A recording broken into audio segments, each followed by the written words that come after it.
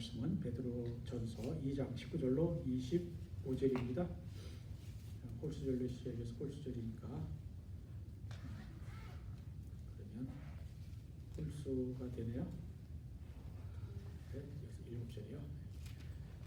제가 먼저 읽고요. 여러분이 짝수 읽으시고 마지막 절 같이 읽겠습니다. 부당하게 고난을 받아도 하나님을 생각함으로 슬픔을 참으면 이는 아름다우나 죄가 있어 매를 맞고 참으면 무슨 칭찬이 있으리요. 그러나 선을 행함으로 고난을 받고 참으면 이는 하나님 앞에 아름다우니라. 이를 위하여 너희가 부르심을 받았으니 그리스도도 너희를 위하여 고난을 받으사 너희에게 본을 끼쳐 그 자취를 따라오게 하려 하셨느니라. 그는 죄를 범하지 아니하시고 그 일에 거짓도 없으시며 욕을 당하시되 맞대어 욕하지 아니하시고 고난을 당하시되 위협하지 아니하시고 오직 공의로 심판하신 이에게 부탁하시며 친히 나무에 달려 그 몸으로 우리 죄를 담당하셨으니 이는 우리로 죄에 대하여 죽고 의에 대하여 살게 하려 하심이라. 그가 채찍의 말씀으로 너희는 나음을 얻었나니. 같이 있습니다. 너희가 전에는 양과 같이 길을 잃었더니 이제는 너희 목자의 영혼의 목자로의 감독 되신 이에게 돌아왔느니라. 아멘. 십자가는 우리 기독교의 상징입니다. 상징일 뿐만 아니라 하나님의 그 본의 뜻을 잘 보여주는 것이죠. 십자가는 교회 촉탑에도 세워져 있고 예배당 안에 제단과 강대상, 성경 바구니 등 여러 곳에 있습니다. 그러나 예수께서 십자가에 달리실 때 십자가는 저주와 치욕의 상징이었습니다. 흉악한 범죄자들을 십자가에 달아 처형시켰는데 죄가 없으신 예수님이 십자가 형벌을 받으셨습니다. 모든 인간의 죄를 대속하기 위하여 그리스도 예수님이 십자가 고난을 받으신 것입니다. 오늘 오후에 우리가 예수님의 십자가를 묵상하면서 우리도 우리보다 앞서가신 주님의 십자가의 고난의 발자취를 따라갈 각오를 새롭게 할 수 있기를 원합니다. 예수님 어떤 분이십니까?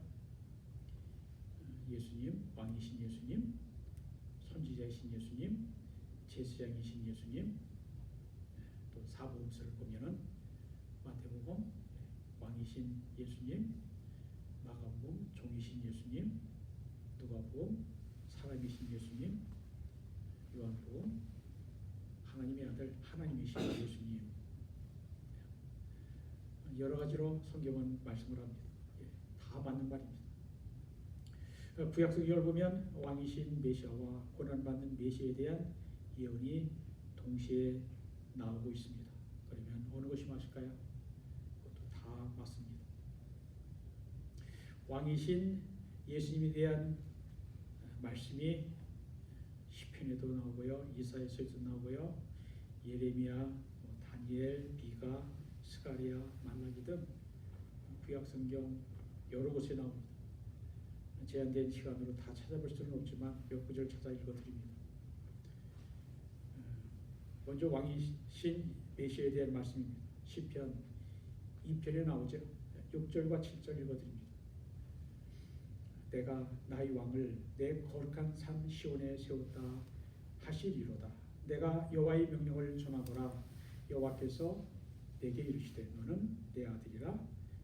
오늘 내가 너를 낳았도다. 예수님이 요단강에서 세례 받으실 때 하늘에서 들려온 성부 하나님의 음성이었죠. 너는 내 아들이라. 오늘 내가 너를 낳았도다. 이사야서 9장 6절과 7절입니다. 이는 한 아기가 우리에게 낳고 한 아들을 우리에게 주임바 되었는데 그의 어깨는 정사를 메었고 그의 이름은 기묘자라 모사라 전능하시는 하나님이라 영존하시는 아버지라 평강의 왕이라 할 것임이니라. 그 정사와 평강이 더함이 무궁하며 또 다윗의 왕자와 그의 나라에 군림하여 그 나라를 굳게 세우고 지금 이후로 영원히 정의와 공의로 그것을 보존하실 것이라. 만군의 여호와의 열심히 이를 이루시리라. 네. 한악이 왕으로 오시는 메시아를 말씀을 하죠. 예레미야 23장 5절에요. 여호와의 말씀이니라. 보라, 때가 이르리니 내가 다윗에게 한 의로운 가지를 일으킬 것이라. 그가 왕이 되어 지혜롭게 다스리며 세상에서 정의와 공의를 행할 것이라. 다윗의 가문의 한 의로운 가지, 메시아죠. 일으키는데 그가 왕이 된다라고 말씀합니다. 그가 왕이 돼요. 이 밖에도 다니엘, 미가, 스가랴, 말라기서의 왕이신 그리스도의 말씀이 곳곳에 예언되어 있습니다. 다음으로 고난받는 메시아요.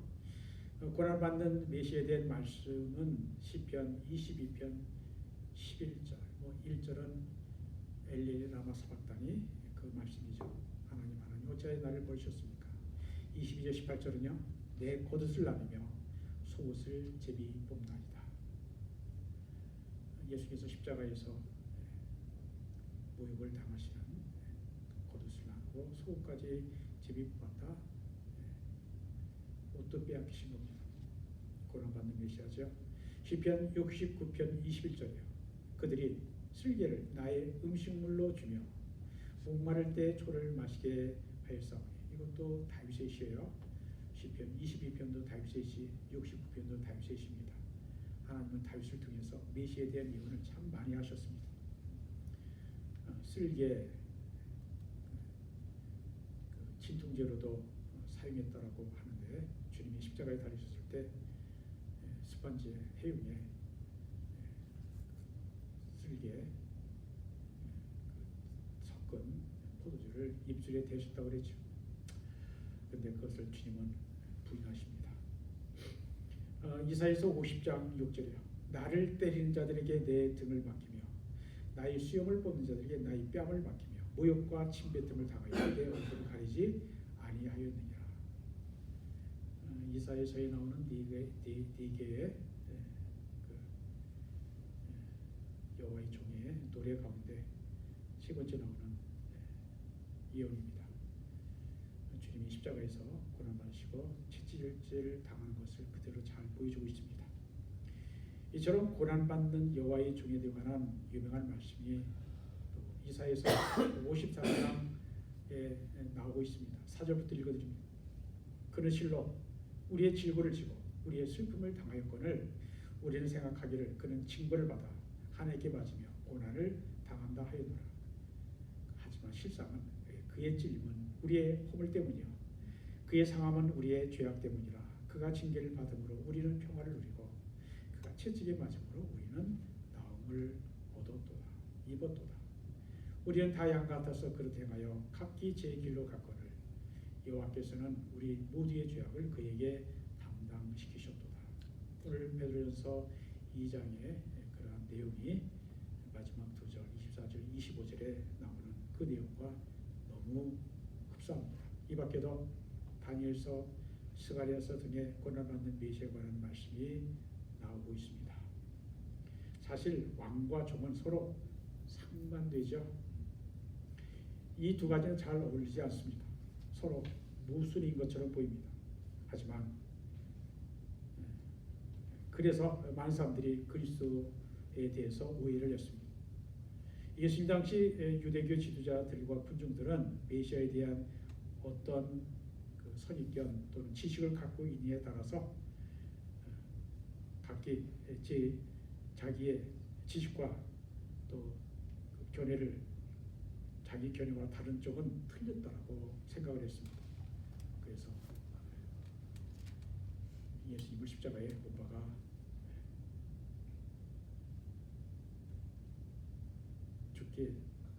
죽으시게 하죠. 우리 주 예수님은 왕, 제사장, 선지자 이 세 가지 직분을 모두 가지신 분이십니다. 성경을 읽어보면 이 세 가지 직분을 가진 사람들은 기름 부음을 받고 거룩하게 구별되어 맡은 바 직분을 수행했는데 예수님은 이 세 가지 직분을 모두 수행하셨습니다. 예수님이 우리의 구원을 이루시고 완성하기 위해서 이 세 가지를 모두 수행하신 것입니다. 첫 번째로 왕이요.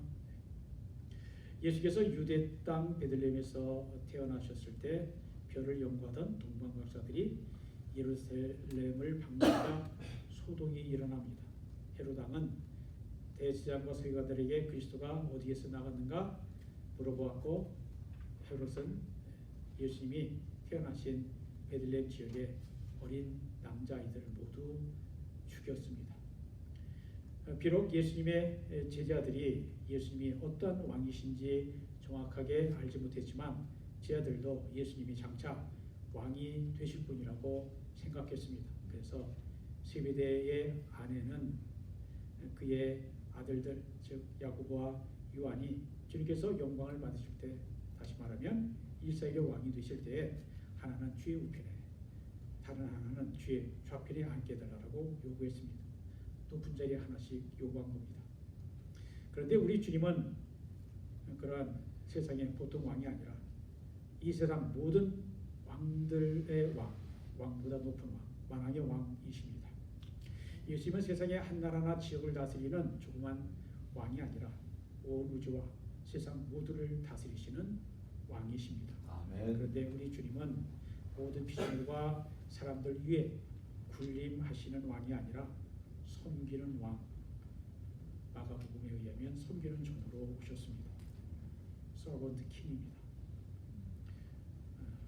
두 번째로 선지자신 예수님인데, 예수님은 하나님의 말씀을 받아 하나님의 말씀을 전하고 가르치시는 선지자이셨습니다.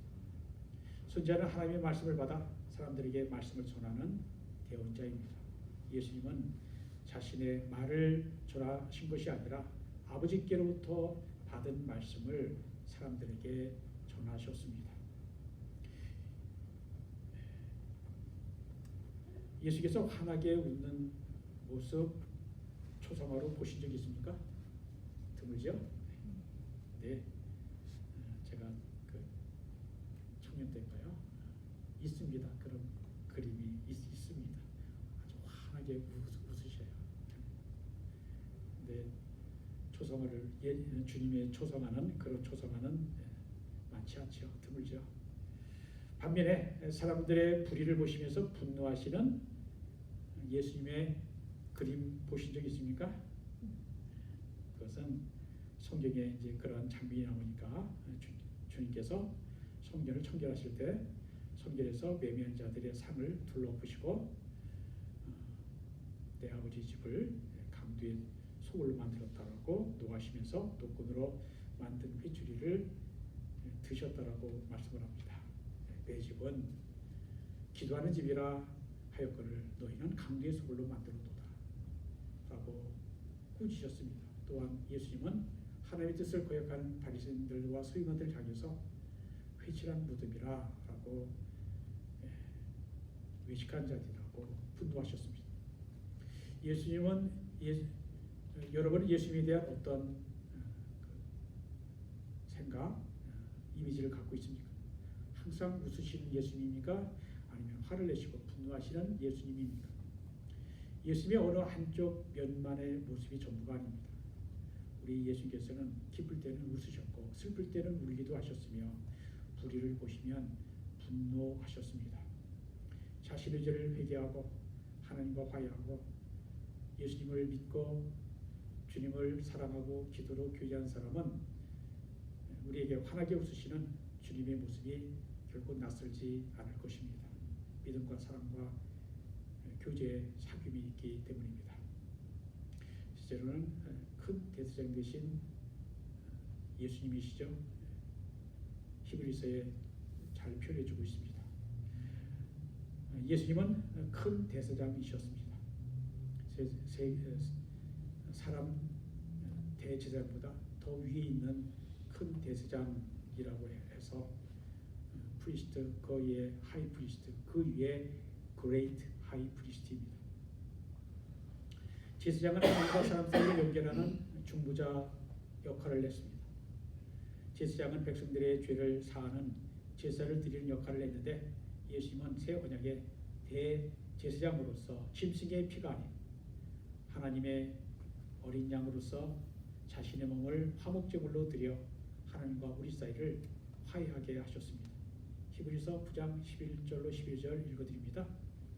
그리스도께서는 장래 좋은 일에 대제사장으로 오사 손으로 짓지 아니한 것 곧 이 창조에 속하지 아니한 더 크고 온전한 장막으로 말미암아 염소와 송아지의 피로 하지 아니하고 오직 자기의 피로 영원한 속죄를 이루사 단번에 성수에 들어가셨느니라. 여러분, 이러한 세 가지 직분을 가지신 예수님의 이미지가 서로 조화롭게 이해가 되십니까?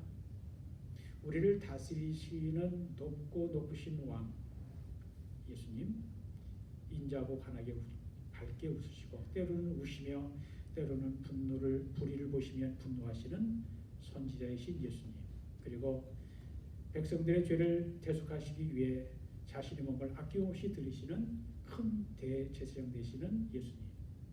어쩌면 이 세 가지가 서로 조화롭게 이해되지 않을 수 있습니다. 예수님 당시에 사람들이 그랬습니다. 로마의 압제로부터 구원해줄 정치적 메시아를 기다리고 있던 유대인들은 왕으로 오시는 메시아를 기다렸습니다. 그러나 예수님은 한 나라의 왕으로 오신 분이 아니었습니다. 예수님은 유대인의 왕일 뿐만 아니라 이방인을 포함한 모든 나라와 백성들의 왕이십니다. 유대인들은 다윗의 자손으로 올 메시아가 그 옛날 다윗 시대의 영광을 재현해 주기를 바랐지만 예수님의 말씀과 행동이 자기들의 기대에 충족되지 못하자 그들은 예수님을 십자가에 달아 죽였습니다. 그들은 예수님을 그리스도는 아니더라도 선생이나 선지자, 랍비 정도로는 인정을 했습니다. 그러나 그들은 예수님의 말씀을 귀담아 듣지 않았고 그들의 조상들이 했던 것처럼 예수님을 핍박하고 십자가에 달아 죽였습니다. 하지만 십자가에서 고난을 받으시고 죽으신 예수님을 하나님께서 다시 살리시고 높이셔서 하늘과 땅의 모든 만물들이 예수의 이름 앞에 무릎을 꿇게 하시고 예수를 그리스도라 주라 시인하여 하도록 높여 주셨습니다. 빌립보서 2장에 나오는 말씀이죠. 그래서 우리가 이것을 알아야 합니다. 십자가에서 죽으셨다가 부활하신 그리스도, 고난받는 여호와의 종 메시아는 만왕의 왕이신 그리스도와 결국은 같은 분인 것입니다. 바로 우리죠. 예수 그리스도이십니다. 그러나 사람들은 십자가에서 고난을 받고 죽는 그리스도보다 능력이 무한한 전능한 메시아, 모든 만물을 다스리는 왕으로서의 그리스도를 원합니다. 주님께서 십자가에 달리셨을 때 십자가 밑을 지나가는 사람들이 뭐라고 했습니까? 그들은 십자가에 달린 예수를 비난하며 이렇게 조롱했습니다. 성전을 헐고 사흘에 짓는 자여, 네가 만일 하나님의 아들이거든 자기를 구원하고 십자가에서 내려오라. 그러면 믿겠다는 것입니다. 당장 십자가에서 내려온 기적을 보여주면 믿겠다는 것입니다. 그런데 정말 과연 그럴까요? 예수께서 3년의 공생의 기간 동안 베풀어 주신 기적이 부족해서 그들이 못 믿은 것일까요? 아닙니다. 그들은 단지 이기적인 사람의 방법, 슈퍼맨처럼 속을 시원하게 하는 자기들의 기대대로 해주기를 원하는 그런 영광의 메시아를 구했던 것입니다. 그러나 하나님의 방법은 그렇지 않습니다. 이사야서 55장 8절 9절에 잘 말씀하고 있습니다. 내 생각은 너희 생각과 다르며 내 길은 너희 길과 다르다. 하늘이 땅보다 높은 같이 내 길은 너희의 길보다 높으며 내 생각은 너희 생각보다 높다라고 하셨습니다. 주님이 가신 길은 영광의 길이 아니라 십자가의 길입니다. 주님은 본래 하나님이시여 모든 만물을 다스리시고 다스리시는 왕이시지만 자신의 지은 피조물 위에 군림하지 않으셨습니다. 오히려 피조물을 섬기고 살리려고 스스로 대속제물이 되셨습니다. 예수께서 말씀하십니다. 마가복음 10장 45절에 인자가 온 것은 섬김을 받으려 함이 아니라 도리어 섬기려 하고 자기 목숨을 많은 사람의 대속물로 주려 함이니라. 그렇습니다. 섬기는 것이 주님의 길이요 십자가를 지는 것이 주님께서 가셔야만 했던 길입니다. 그럴 때 하나님은 겸손하게 자기를 비우고 낮아지신 예수님을 높이시고 영광스럽게 하셨습니다. 이것이 하나님의 방법입니다. 그런데 죽는 방법은 또 많은데 왜 하필이면 십자가의 죽음이었을까요?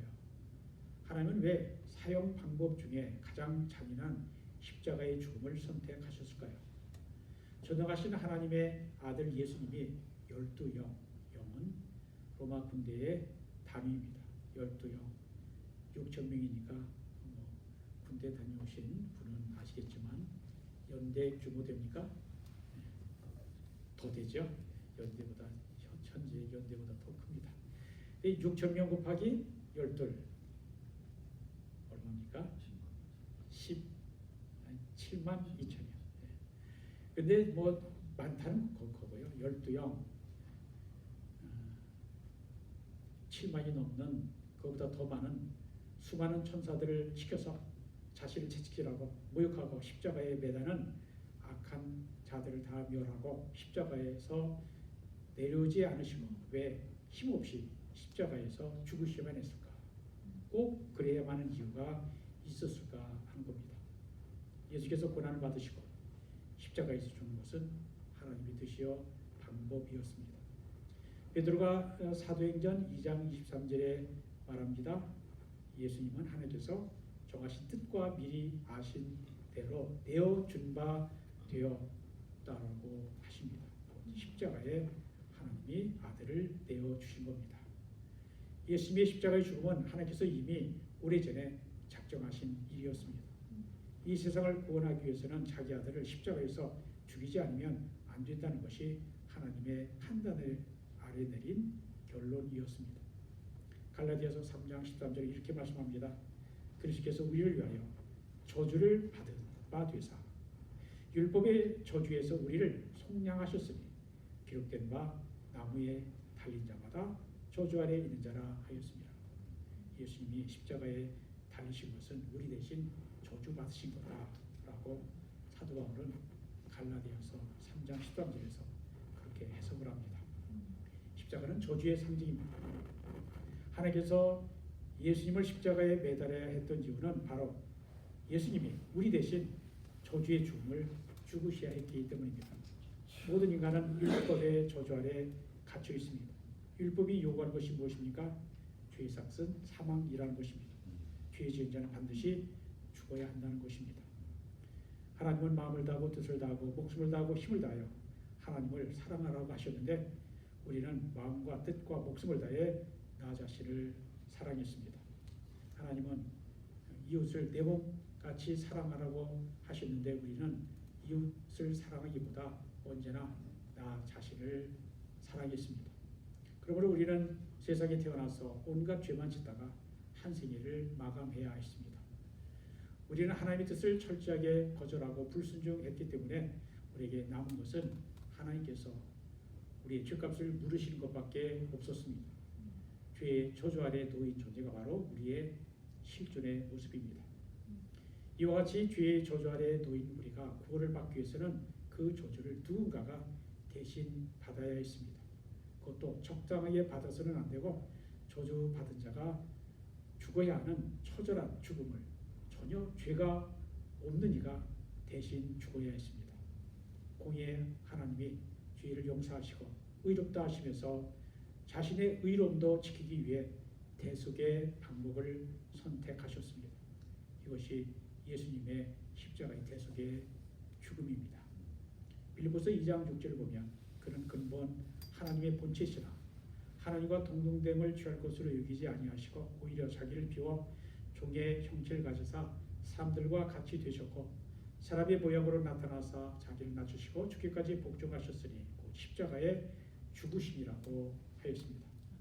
원래 하나님이신 그리스도가 종의 몸 곧 인간의 몸을 입고 이 땅에 오셨고 자기를 낮추시고 죽기까지 복종하시고 십자가에서 죽으셨습니다. 높아지는 것도 어렵지만 낮아지는 것은 더욱 어렵습니다. 얻는 것도 힘들지만 포기하는 것은 더욱 어렵습니다. 하나님이 인간이 되시고 인간이 되신 하나님이 멸시와 천대를 다 받으시고 십자가에서 죽으셨습니다. 이어지는 빌립보서 2장 9절 이하는 이렇게 말씀합니다. 이러므로 하나님이 그를 지극히 높여 모든 이름 위에 뛰어난 이름을 주사 하늘에 있는 자들과 천사들이죠. 땅에 있는 자들과 땅 아래에 있는 자들로 산자와 죽은 자입니다. 모든 무릎을 예수의 이름에 꿇게 하시고 모든 입으로 예수 그리스도를 주라 시인하여 하나님 아버지께 영광을 돌리게 하셨느니라.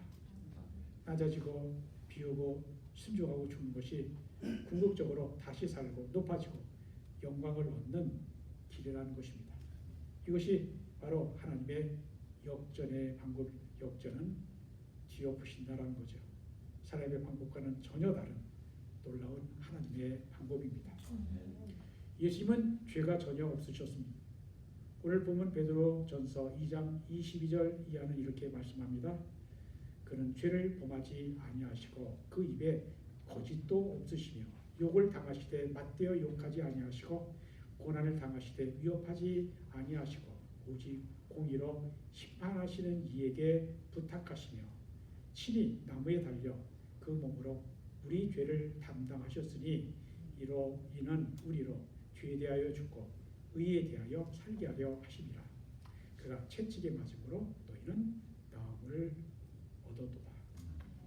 이것은 고난받는 여호와의 종의 노래 이사야서 53장을 생각나게 하는 구절입니다. 이사야서 53장 6절에 이렇게 말씀합니다. 우리는 다 양 같아서 그릇 행하여 각기 제 길로 갔거늘 여호와께서는 우리 모두의 죄악을 그에게 양이신 그리스도에게 담당시키셨도다. 그렇습니다. 우리 주님은 미련하고 어리석은 양 같은 우리를 위해 몸소 고난을 당하셨습니다. 주님은 죄로 말미암아 죽을 수밖에 없던 우리를 대신하여 십자가에서 죽으셨습니다. 주님의 낮아지심, 하나님의 인간이 되신 것 성육신입니다. 비우심, 잠시 신성을 내려놓고 인간의 몸을 입으신 겁니다. 그리고 십자가에서의 고난받으심과 죽으심은 단지 예수님만 담당하면 끝나는 것입니까? 아닙니다. 예수님을 주님이라 부르면서 믿고 따르는 주님의 제자된 우리들도 주님이 앞서가신 고난의 십자가의 길을 따라가야 합니다. 주님은 제자들에게 말씀하셨습니다. 누구든지 나를 따라오려거든 자기를 부인하고 자기 십자가를 지고 나를 따를 것이니라.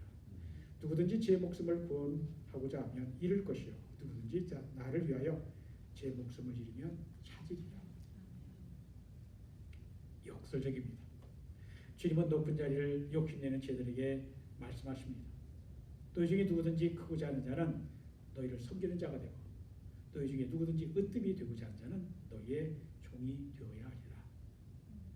주님이 가신 고난의 십자가의 길은 제자들, 믿는 자들 모두 주님이 가신 길을 따라오라고 본을 보여주신 것입니다. 주님을 믿는 자라면 당연히 따라가야 하는 삶의 방식이 십자가인 것입니다. 예수님의 십자가와 우리의 십자가는 영향력이 있어서 다릅니다. 예수님의 십자가는 모든 인류를 대속하는 구원의 능력의 십자가입니다.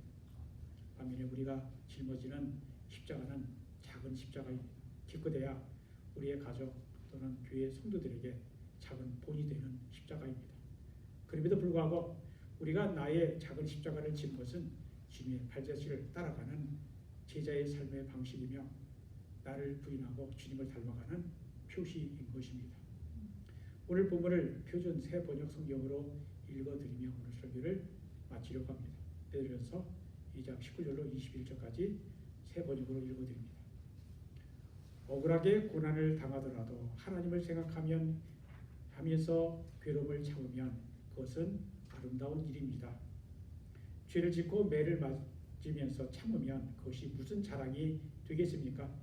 그러나 선을 행하다가 고난을 당하면서 참으면 그것은 하나님께서 보시기에 아름다운 일입니다.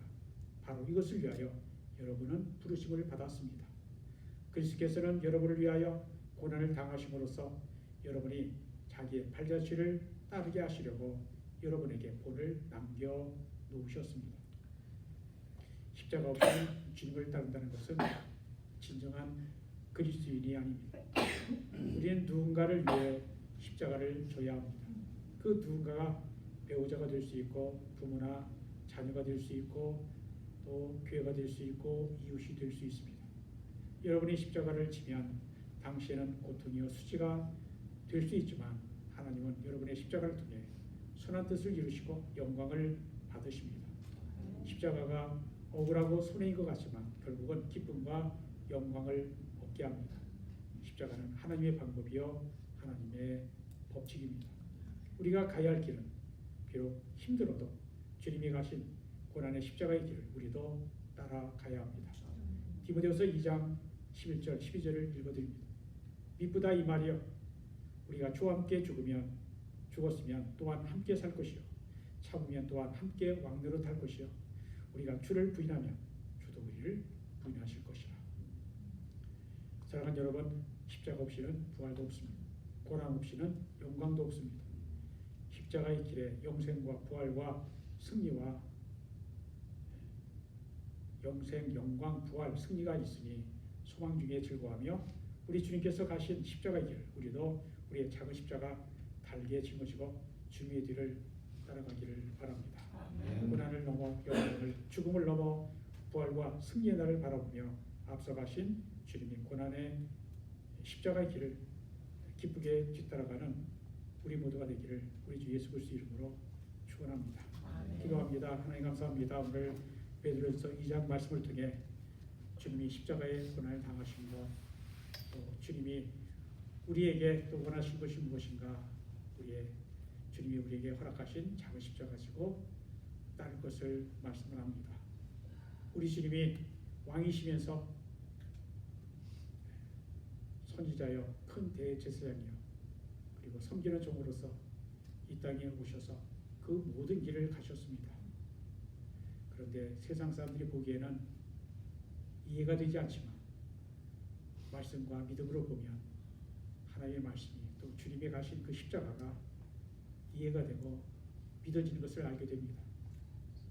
주님, 우리가 이제 알았으므로 주님이 십자가 지신 것 하나님의 뜻이요 또 영광이요 또 우리에게는 구원이요 우리에게는 생명의 길인 것을 깨달아 알고 우리도 그 길을 갈 수 있도록 인도해 주옵소서.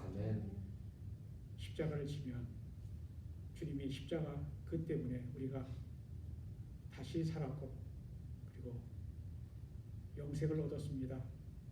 우리가 작은 십자가 지면 우리 주위의 사람들이 기쁨을 얻고 그들이 주님을 알게 될 것입니다. 그런 역사가 일어나도록 축복해 주옵소서. 예수 그리스도 이름으로 기도합니다.